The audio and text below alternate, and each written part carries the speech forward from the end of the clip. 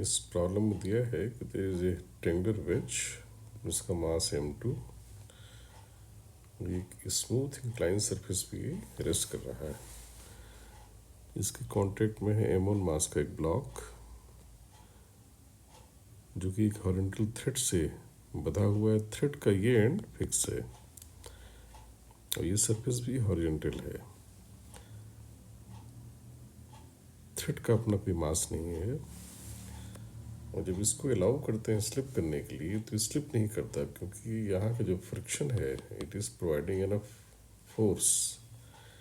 इसका जो फ्रिक्शन है वो समहाउ इसको रोक लेता है और गिरने नहीं देता। तो हमें इस इंफॉर्मेशन को यूज़ करके बताना है कि यहाँ कितना मिनिमम स्टैटिक फ्रिक्शन कोएफिशिएंट होना चाहिए और इसका आंसर है ये 1 + m2/m1 × tan theta. You should try to attain this answer. Now we are going to discuss its solution. First you should try, then see the solution. Solution is simple. इस veg का अगर free body diagram लें तो veg पर क्या क्या force आएंगे। तो इसका अपना वेट, फिर ये इस इंक्लाइंड फेस के कांटेक्ट में, इंक्लाइंड फेस स्मूथ है, स्मूथ फेसेस हमेशा केवल नॉर्मल फोर्स लगाते हैं। एक सिंपल कॉन्सेप्ट एन लगेगा। एन कितना लगेगा इसकी फिलहाल हमें सारी ज़रूरत ना पड़े, अब ये इसको एन ही दिखाते हैं। और ये जो ब्लॉक है ये भी इसके कांटेक्ट में है, तो ये थ्रू कांटेक्ट एक तो अपना वेट इस पर ट्रांसफ़र करेगा क्योंकि ये इक्विलिब्रियम में है जिसका वेट कोई बैलेंस कर रहा है। थ्रेड हॉरिजॉन्टल है तो वो वर्टिकल फोर्स यहाँ लगा नहीं पाएगा, तो इसका वेट सारा वेज पे आ जाएगा। तो वेज के ऊपर एक वर्टिकल फोर्स हो गया m1g। जब ये इधर गिरना चाह रहा था ये गिर नहीं पा रहा, तो थ्रू फ्रिक्शन m1 इसको रोकेगा, तो फ्रिक्शन इस पर हम राइट में दिखा देंगे। ये एक इम्पॉर्टेंट पॉइंट है। तो इस पर कुल कितने फोर्स हो गए? 4। अपना वेट, ऊपर से जो वेट आ रहा है m1g, friction and n।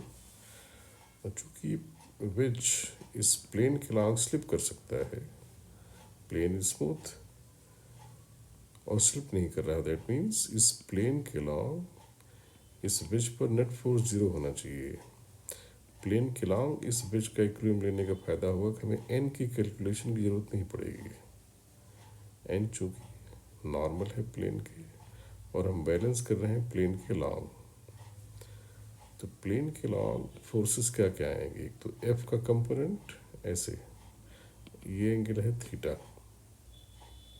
Horizontal plane, तो ये चीज़ ये है एफ कॉस थीटा।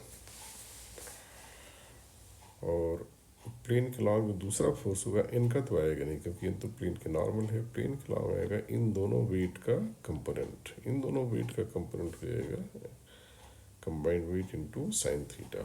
ये तो बड़ा पॉपुलर रिजल्ट है, कोई भी वर्टिकल फोर्स इंक्लाइन प्लेन के लॉन्ग उसका साइन थीटा कंपोनेंट आता है। तो इन दोनों फोर्सेस को आपस में बैलेंस कर देंगे, तो यहाँ से फ्रिक्शन की वैल्यू आ जाएगी। जो फ्रिक्शन फोर्स इस पर लग रहा है, जो फ्रिक्शन फोर्स कहीं भी लगता है स्टैटिक, वो वहाँ पे जो नॉर्मल रिएक्शन है that multiplied by static friction coefficient, इससे ज़्यादा नहीं हो सकता।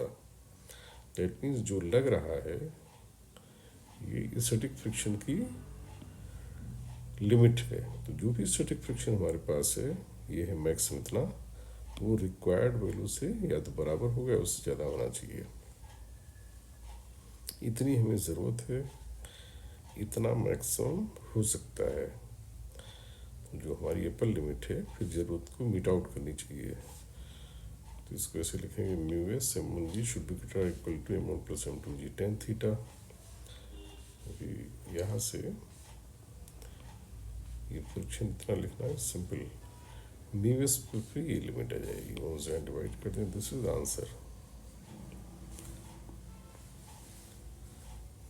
इसमें की पॉइंट क्या था कि फ्रिक्शन की डायरेक्शन रियलाइज करना, फ्रिक्शन की मैक्सिमम वैल्यू फील करना, और इस वेज का बैलेंस हम प्लेन के लॉन्ग करें तो टाइम बचेगा हमारा, उससे एन की कैलकुलेशन अवॉइड होगी। तो ये एक ट्रिक है।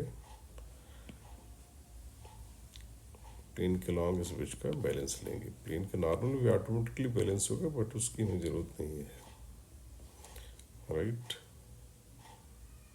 जी एडवांस लाइक प्रॉब्लम है, मेंस में शायद टफ हो, मेंस के लेवल से स्लाइटली एबव, बट आ भी सकती है।